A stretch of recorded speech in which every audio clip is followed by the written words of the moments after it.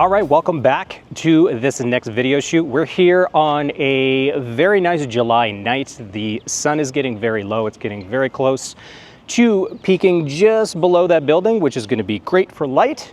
But tonight we're going to be shooting this Mazda, this MX-5. This is the RF, so this has the retractable folding hardtop. It is not the typical kind of soft top you would see with this with MX-5, but very small car. First time driving one of these myself, and it's actually a lot of fun. So looking forward to this shoot. It's a great color. I like shooting white cars. Of course, white cars are a little easier than other cars, but they really stand out well in this sort of light. So really looking forward to it. Tonight we're shooting with the Fujifilm X-H2. And we're going to be using the 23mm probably most of the time. I do have a polarizer on this as well. We're going to try some shots with and without.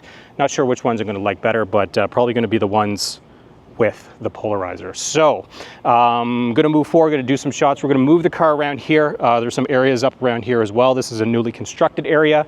Things are quite clean, quite open. So we have a lot of opportunities here for some light peeking through, some good shadows, and so on. So let's get forward with the shoot.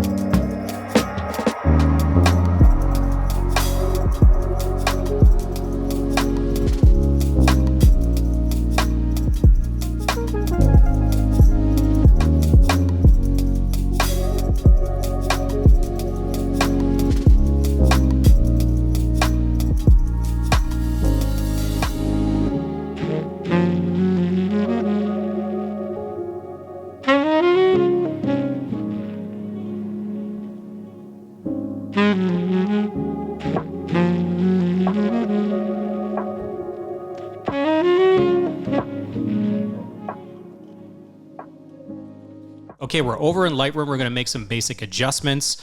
I'm going to copy the adjustments from a previous photo, one that I already processed to make it a little quicker, more consistent with the series of photos as well. But the adjustments that I had made, there's a little bit of exposure adjustment there if needed. Temperature as well. Some appear just slightly cooler or warmer than the others, so I wanted to kind of even that out.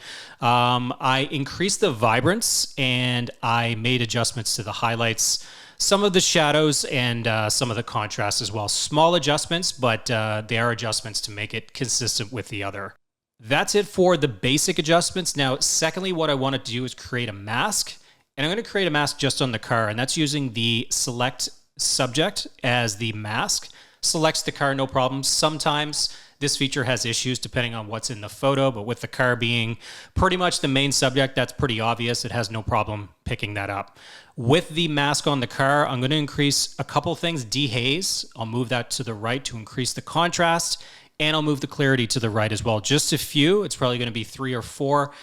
The clarity can make a big difference. If there's too much, it's going to look pretty bad, so just slight adjustments on that.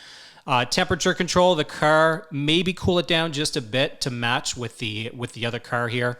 We're using reference view. I find reference view very helpful because you're able to see the photo, process your new one with one that you already completed directly beside that. I'll make a curves adjustment, and this is just reducing the whites and increasing the blacks. So reducing the whites so they're not pure white. It's hard to notice on the screen, but when you get it on a white background, so if it's on a website or you're sharing it somewhere else, if it's a white background, it just blends in. It doesn't look very good. So I wanted to decrease that so it's not pure white. Now I'm going to take the mask that I already created and I'm going to duplicate that mask. So what I'm doing is duplicating and inverting the mask so it selects everything but the car. Adjustments I want to make on the background, not many. I'm going to use the dehaze slider again, but I'm going to move that to the left, actually taking out some of the contrast and some of the impact of the background. Now that we're in Photoshop, I'm speeding through this, but this is simply cleaning up and I'm doing it right on the main layer. I didn't even create a new layer. I knew that I would want this. I probably wouldn't want to go back and change it. So I'm just going to do it on this layer. And I'm using a couple different tools here and to get rid of some of the rocks, some of the blemishes in the ground. And some of the other bigger things we'll use the another tool for. So with some of the more complex removals, I'm going to use generative fill. And this tool works fantastic for getting out those really hard to do ones. Could I do this with other tools? Absolutely. Would it take me more time? It absolutely would.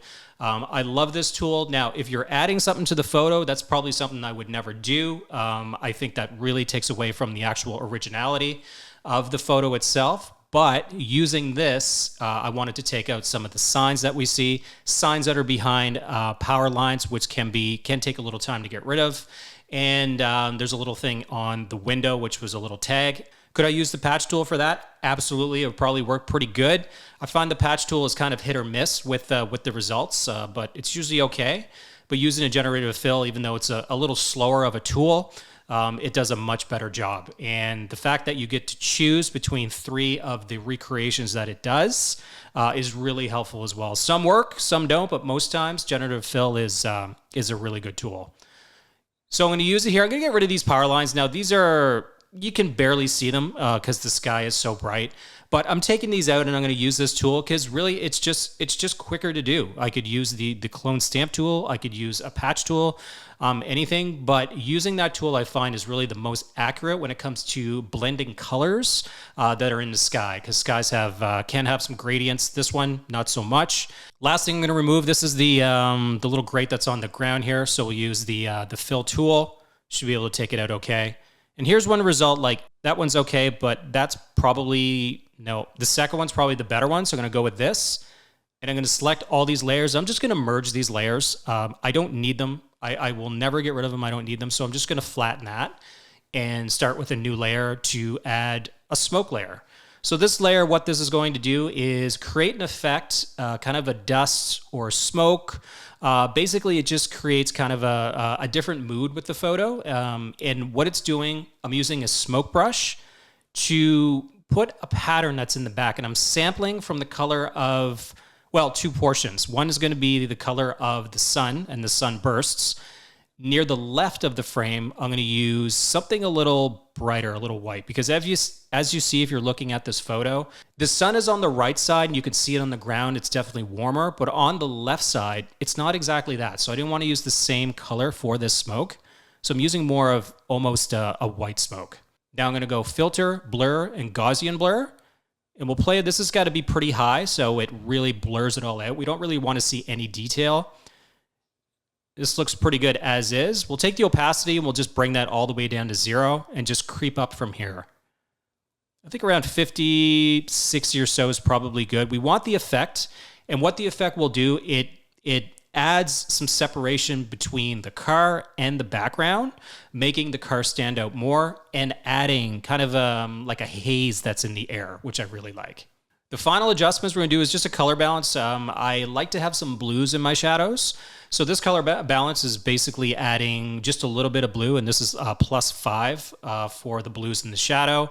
And the last one is going to be a curves adjustment to make it a little more match up to this reference photo I have. So I opened up the previous photo that I had processed and I copied the layers. I find it very easy to just have it and copy one layer from one to the other. If it's a color balance, if it's a curves adjustment, it's definitely a lot easier to do because you don't have to worry about what settings you had in the previous one. You can take it from there and then adjust as needed.